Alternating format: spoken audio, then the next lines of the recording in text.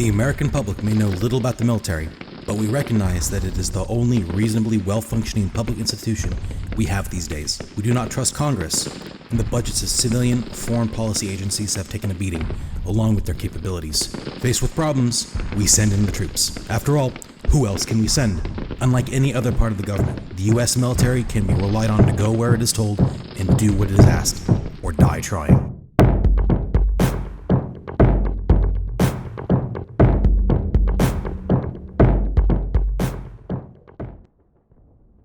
Hello everyone.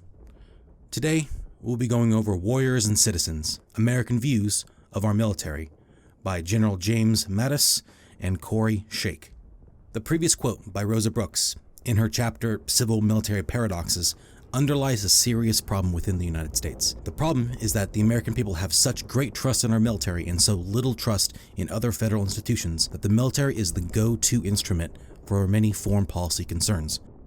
It isn't a bad thing that our people have put their faith in our efforts, but to paraphrase a well-known allegory, when your most reliable and useful tool is the military, all your problems are treated like battles. What this book offers to the general public is an understanding of the potential dangers of being ignorant about the ways and means of our nation's military.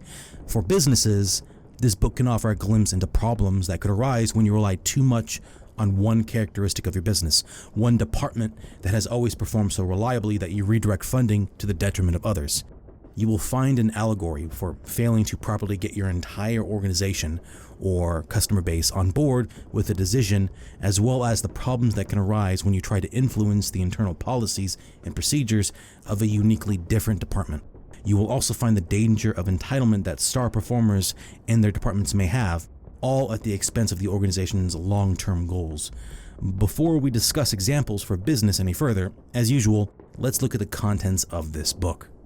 Warriors and Citizens, American Views of Our Military is a collection of focused assessments of survey data that was implemented to determine how well the American population understood civil military affairs.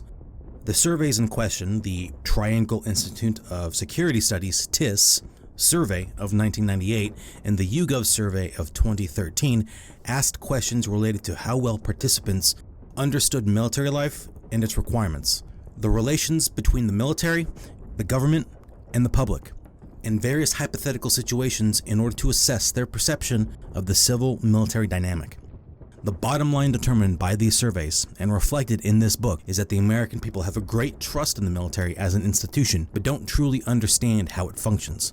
To quote General James Mattis and Kori Schake, both editors and contributors to this book, in the first chapter called The Great Divergence, they state, while pessimism Americans have about the policies being pursued stokes support for stronger action, the public's ignorance about military issues precludes them from developing stable views on the complex issues of current conflicts where military operations are tightly integrated with issues more often associated with law enforcement and justice. Some contributing authors worry that this combination will lead to ineffectual counterterrorism policies that symbolize toughness without achieving lasting effects unless political leaders engage the public more substantively. For the many contributors to this book, they have all identified some issue resulting from this gap. Some are minor, inconsequential issues, while others are major and create problems for our security. Some are present, while others are potentialities. From these writings, however, Mattis and Schake mention three particular issues coming from the divide. There are more, but we will focus on a small set of concerns. These following three issues are of concern for our military and, therefore, our nation. Later on, I will discuss why these same issues can be found in businesses, though to a lesser degree in severity. But first, the problems as they apply to civil-military relations. Military as spokesman of dictated policy. The U.S. military operates under objective civilian control by the government. What this means is that while the military is afforded considerable autonomy to develop its own requirements, .mil.pf, they are still ultimately under the control of our elected president and their appointed representatives. Every branch has a civilian secretary, and the whole Defense Department is headed by a civilian, the Secretary of Defense.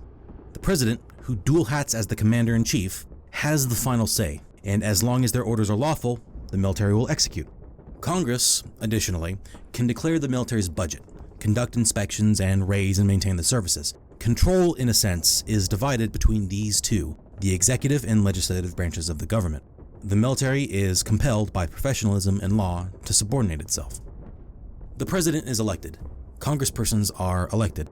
Ideally, they are supposed to carry out the will of the people, as nebulous as a concept that may be, as their representatives. As the civil-military divide increases, you have an electorate that doesn't know the requirements of their nation's security and the needs of the military that provides it. The civilian leaders of the executive and legislative branches, as well, have suffered from this divide, as more, now than ever, they have chosen to focus predominantly on domestic affairs. They themselves have become ignorant of military affairs, and this has created a lack of confidence in their abilities in the eyes of the public. As a result, they dictate general policies for the military to carry out without an effective understanding of the long-term effects of those policies on military readiness.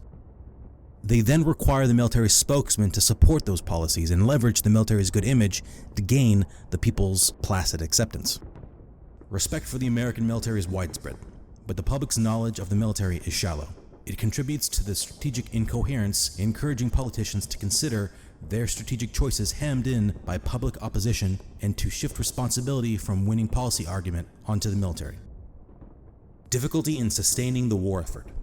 Conflicts are as diverse as business endeavors. There are different desired ends, unique operational and mission requirements, and these together can impact what is required to achieve those ends. Civilian political leaders have to balance both domestic and foreign policy requirements, while the military leaders provide their uncensored and honest assessments of military realities.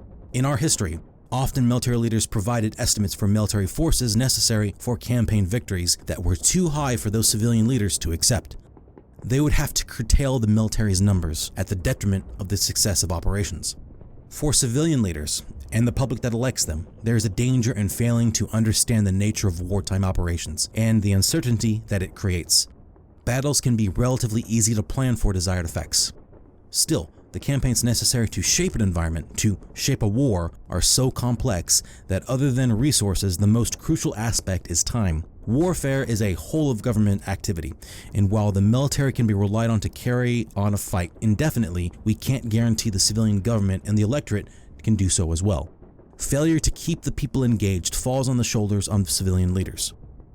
Political leaders just are not expending the effort to change attitudes. They are instead decrying their lack of public support to justify inaction.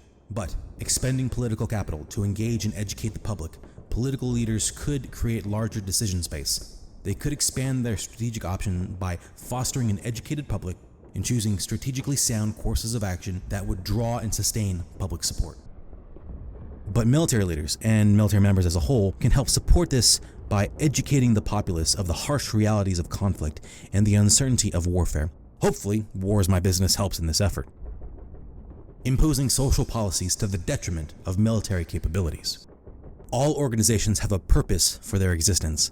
Businesses seek to achieve objectives through commerce, trade, etc., and the military organization seeks to achieve its objectives through force or threat of force.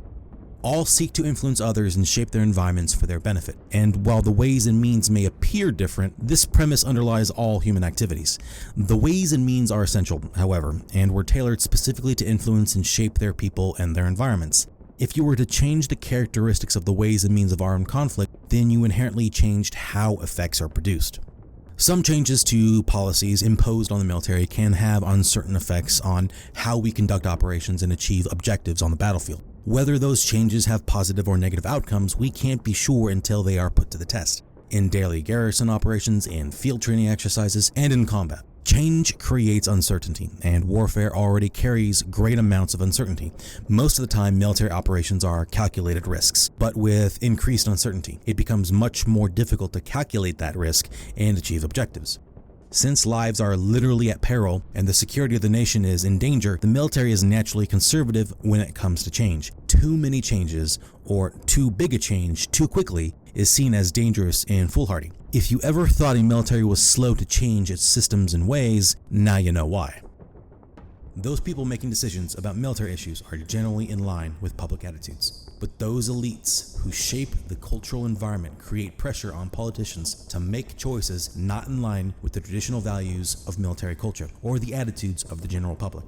To the extent that sustaining a military is fundamental to sustaining the American experiment, decisions made for non-military reasons and against military advice are potentially reckless. Lessons for business. Putting on our business suits, we can identify why these previous three issues that Mattis and Schake brought up can also be found in the business world. We have three players. 1. The political leaders that dictate policy, but suffer from a lack of trust and faith in their capabilities from the general public. 2.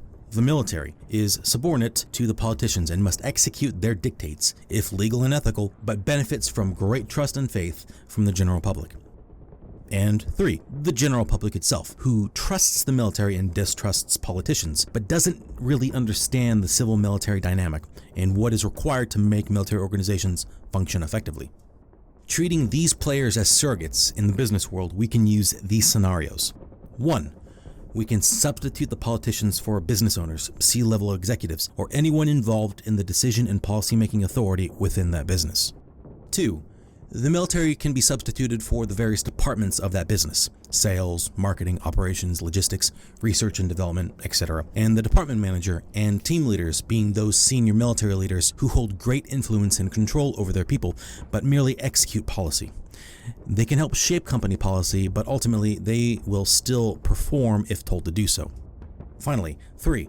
The general public can be changed out for those who have vested interest in the performance of the company, who have considerable sway as a group, and may not be aware of the daily operational or market requirements that are familiar to the other two groups. These can be the customer base, the employees, stakeholders, and shareholders, especially the vast amount of shareholders involved in publicly traded companies. First concern. So, in the first issue, we are seeing that our senior leaders are identifying a worrying trend where political leaders can institute change upon the military while making the military justify that change to the general public. They are leveraging the trust and faith of a subordinate to do what they find difficult, convincing the people of policy and justifying its implementation. To get the masses to comply or accept a policy that they themselves may have reservations about, but whose open criticism or shirking of implementation can be considered insubordination. Imagine a chief operations officer, unpopular among the corporate body, leveraging the respect of a trusted manager to facilitate change amongst their personnel. The manager cannot disagree with a policy or voice any concern. They simply must extol the value of the policy change or lose their job. At this point, you may see middle management and employees, those who know the ramifications of a particular poor policy decision, engage in some form of malicious compliance. This isn't going to help the business, of course. Second concern. In the second issue, we have a problem with developing a shared understanding of what is required to achieve desired ends. As Clausewitz said, "Everything in war is simple, but the simplest thing is difficult." In this quote, what he alludes to is that in the complex environment of warfare, a simple task will not necessarily produce the desired result given the variable nature of that environment. He uses the imagery of walking through water to emphasize this, in that walking is easy, but with the resistance of water, it becomes much more difficult.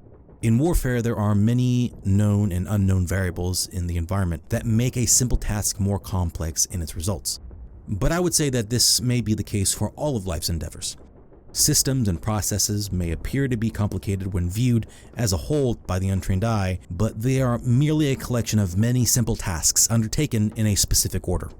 There are many variables present in the market, and they all can have an impact on the execution of a business plan or a product launch. For the untrained individual, they may see a simple cause and effect relationship. If you want profits, then increase revenue and decrease expenses. But there is more behind the execution of a plan. Second and third order effects, the effects that are subsequent to the first effect you planned, can impact your calculations and cause delay in the achievement of a particular objective. The market isn't static. It is affected by local, national, and international events that put its variables in a constant state of flux. Your employees, managers, customers, shareholders, and competitors will each impact the nature of these variables.